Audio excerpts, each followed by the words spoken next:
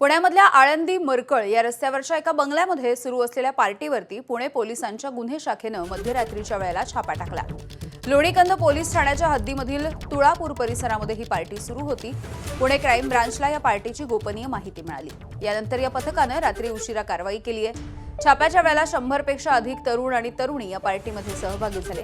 या पार्टीमध्ये 21 वर्षांपेक्षा कमी वयाची मुलं आणि मुली देखील सहभागी होते अशी माहिती गुन्हे शाखेच्या अप्पर पोलीस आयुक्त तेजस्वी सातपुते यांनी दिली आहे। मोठ्या प्रमाणावरती लिकर, तंबाखूजन्य पदार्थ हे सापडलेले आहेत आणि एकूणच चौकशी करून गुन्हा दाखल करण्याचं काम सुरू असल्याची माहिती पोलिसांनी दिली आहे। तर या प्रकरणी आयोजक आयमान शेख आणि यश चौधरी या दोघांना पोलिसांनी ताब्यात घेतलंय।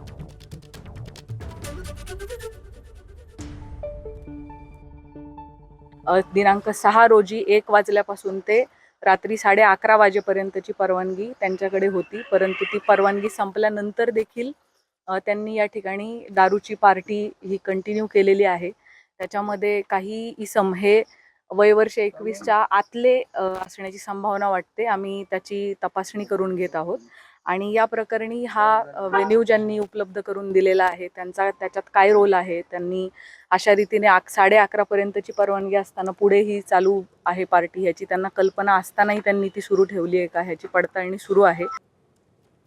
तर पुणे पोलिसांनी या पार्टीच्या संदर्भात नेमकी काय माहिती दिली आपण बघूया। 107 पुरुष आणि 49 महिलांचा या अनधिकृत पार्टीमध्ये सहभाग होता। पार्टीमध्ये 3 जण हे 21 वर्षांपेक्षा कमी वयाचे होते। दारूचा परवाना केवळ 6 जून रात्री 11:30 वाजेपर्यंतच वैध होता। अंदाजे 3 ग्रॅम गांजा जप्त करण्यात आलाय आणि 85 लाख रुपयांची एकूण जप्ती पोलिसांनी केली आहे। 10 प्रतिबंधित हुक्का फ्लेवर्स असलेले 3 कप पॉट्स हे देखील जप्त करण्यात आले। अंदाजे 9,22,000 रुपयाच्या किमतीची दारू जप्त झाली। आयमान शेख आणि यश चौधरी हे या कार्यक्रमाचे मुख्य आयोजक होते।